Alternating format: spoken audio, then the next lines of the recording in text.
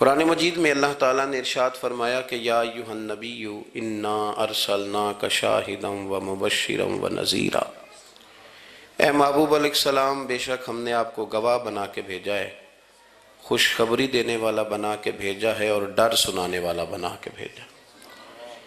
پھر فرمایا وداعیا الی اللہ باذنہ، اور ہم نے آپ کو اللہ کی طرف دعوت دینے والا بنا کے بھیجا ہے اس کے اذن کے ساتھ، وسراجا منیرا، اور آپ کو چمکتا ہوا آفتاب بنا کے بھیجا ہے۔ دنیا کے اندر انسان میں جو چیز اسے رغبت دیتی ہے، جو اس کو عمل پر ابھارتی ہے، وہ اس کا عقیدہ اور اس کی سوچ ہوتی ہے۔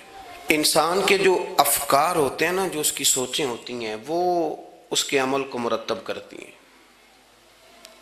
انسان کا جس طرح کا نظریہ ہوتا ہے، پھر وہ زندگی میں عمل بھی اسی طرح کے کرتا ہے، لوگوں کے بیچ رہ کے وہ وقت بھی اسی طرح ہی گزارتا ہے۔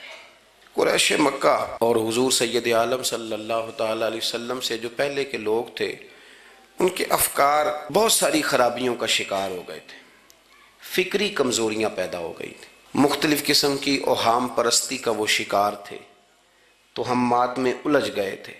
حج کا موقع آیا ہے تو اب انہوں نے قبولیت کا یہ نظریہ گھڑ لیا ہے کہ ننگے ہو کے معاذ اللہ طواف کریں گے بیت اللہ کا۔ قربانی کا موقع آیا ہے تو جانوروں کا خون دیواروں کے ساتھ لگائیں گے خانہ کعبہ کی۔ اور قرآن حکیم ہمیں یہ بھی بتلاتا ہے کہ جب حج کر کے لوٹتے ہیں تو اب دروازوں سے نہیں گزرنا، اب ہم نے کوئی اور رستے پھلانگ کے گھروں میں آنا ہے، اس لیے کہ ہم نیک ہو کے آئیں۔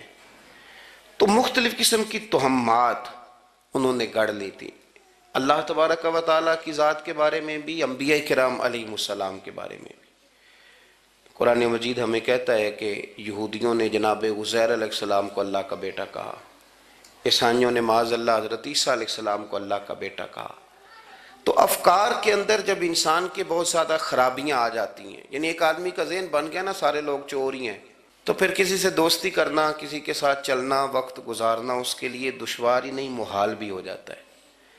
اور اگر انسان محسوس کرنے لگتا ہے نا کہ یار نہیں، ایسا نہیں ہے، یہ میرے رسول کریم کی امت ہے، اور حضور علیہ السلام نے فرمایا میری امت کبھی گمراہی پر جمع نہیں ہوگی، تو امت میں خیر ہے، ہمیں خیر کو تلاش کرنا چاہیے۔ پھر انسان آہستہ آہستہ نرم ہونے لگتا ہے، لوگوں کو گنجائش دینے لگتا ہے، اور ان کی باتوں کو، ان کی کمزوریوں پر وہ استدلال کرتا ہے کہ یہاں کمزور پڑ گئے ہوں گے، یہاں یہ مسئلہ ہو گیا ہوگا۔ وہ کسی نے کہا تھا کہ جانے کس عمر میں جائے گی یہ عادت میری، روٹنا اس سے تو اوروں سے الجھتے پھرنا۔ کئی دفعہ یوں بھی ہوتا ہے۔ تو ہمارے ہاں افکار میں اگر حسن رہے، تازگی رہے، خوبصورتی رہے۔ اب بھی کچھ لوگ ایسے ہیں جو اعتدال کا رستہ چھوڑ جاتے ہیں۔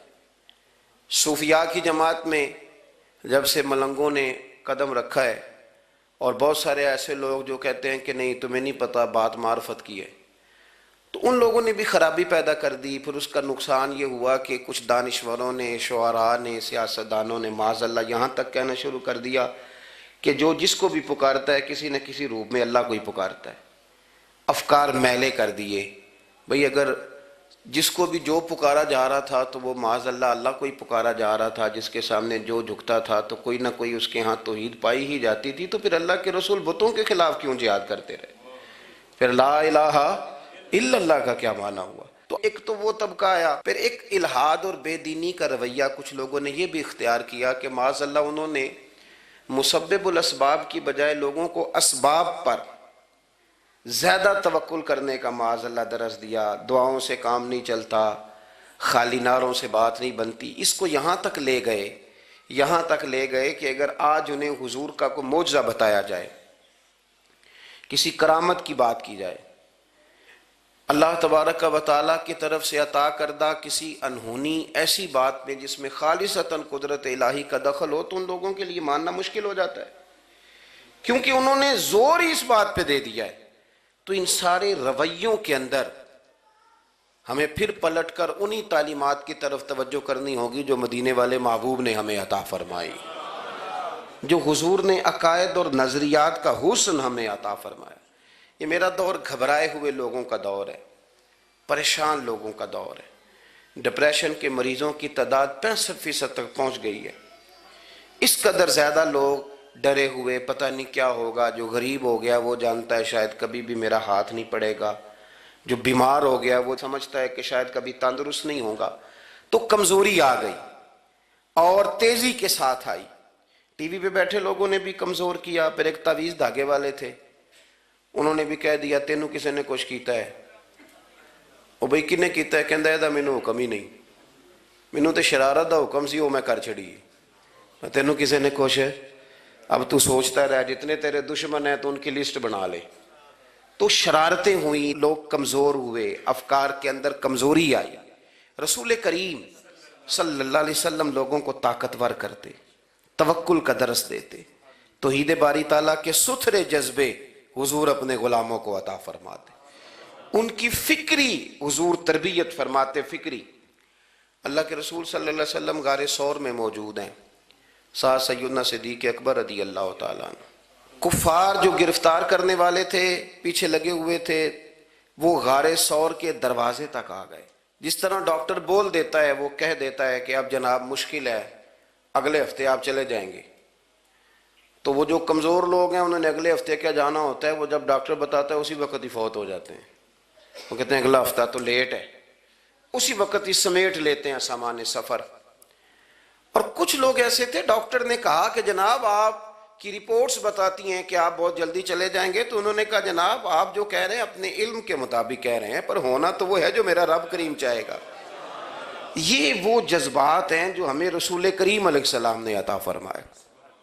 دیکھو حضرت ابوبکر صدیق رضی اللہ تعالیٰ عنہ کے ساتھ حضور غار ثور میں موجود ہے۔ کفار جو گرفتار کرنے والے ہیں وہ دروازے تک آ گئے، بالکل دروازے تک، اور جناب صدیق اکبر رضی اللہ تعالیٰ عنہ ان کو دیکھ کر تھوڑا سا گھبرائے، اپنے لیے نہیں، ذات مصطفیٰ کے لیے گھبرائے، کہیں حضور کو کوئی تکلیف نہ پہنچ جائے، تھوڑا گھبرائے۔ یا رسول اللہ وہ تو قریب آ گئے، اور اگر انہوں نے پیروں کی جانب جھک کر دیکھا تو وہ تو ہمیں دیکھ لیں گے۔ بالکل سرانے پہنچ گئے، یہ آ گئے، کھڑے ہو گئے، اور درمیان میں پردہ کیا ہے؟ مکڑی کا جالا، اور مکڑی کا جالا پھونک سے بھی اڑ جاتا ہے، تو مکڑی کا جالا بیچ میں، حضور وہ تو پہنچ گئے، ذرا جھک کر کے دیکھیں گے تو وہ تو ہمیں پکڑ لیں گے۔ اب یہ وقت تربیت ہے، اور وہ تربیت جو محبوب نے اپنے اس عظیم صحابی کی فرمائی، اس تربیت کو میرے رب کریم نے قرآن مجید میں بیان فرمایا۔ حضور فرماتے ہیں، رب فرماتا ہے کہ فرمایا محبوب نے، فرمایا لا تحزن، ابو بکر گھبرانا۔ یہ ایک موقع ہوتا ہے جب انسان کو گھیر لیتی ہیں مشکلات چاروں جانب سے، اور جو بھی آتا ہے وہ اسے مایوس ہی کرتا ہے، لیکن حالات کے سہمے ہوئے لوگوں کو بتا دو حالات بدل جاتے ہیں، ایک جیسے نہیں رہتے۔ کہا لا تحزن، ابو بکر گھبرانا، کیوں؟ ہماری فوجیں آ کے انہیں پکڑ لیں گی، یا اندر ہمارے پاس کوئی ایسا اسلحہ موجود ہے کہ ہم ان پر چھوڑ دیں گے تو یہ مر جائیں گے۔ لا تحزن، ابو بکر گھبرائیے مت۔ کیوں نہ گھبرائیے؟ اس لیے کہ ان اللہ معنا، بے شک اللہ ہمارے ساتھ ہے۔